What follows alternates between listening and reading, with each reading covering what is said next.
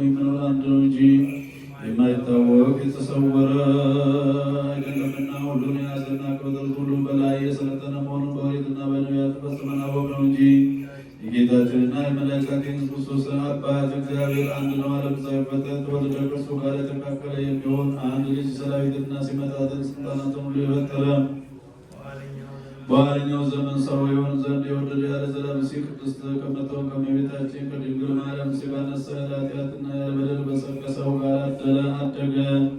በአንደበቱ ማሰበት የለበትም።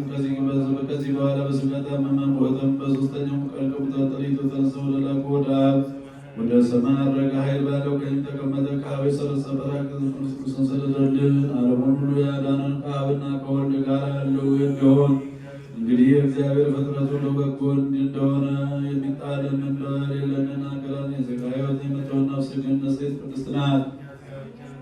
እኛ ሥጋ ብቻ ንጹሕ እንደሆነ ልደትም ርኵሰትም እንደሌለበትን እናገራለን። ሕዝቡ ይበዙ ዘንድ እግዚአብሔር እንደምን ፈጥሯቸዋልና ከሥጋ ጋር የማትሞትና የማትበሰብስ ነፍስ በስለት እንዳለ እናስተውል።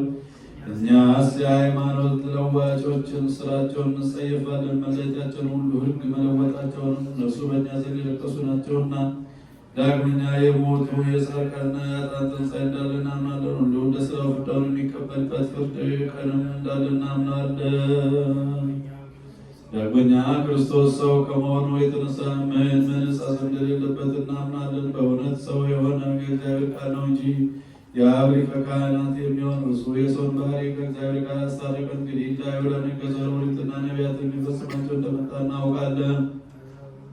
አሕዛብ ሁሉ ለእርሱ መምጣት ተስፋ የሚያደርጉት ኢየሱስ ክርስቶስ ከይሁዳ ከዮሴፍ ሥር የተገኘ ስልጣኑ በትከሻው ላይ የሆነ ኢየሱስ ክርስቶስ ዘሰረጸ እምይሁዳ ዘርአ እሴይ ዘስልጣኑ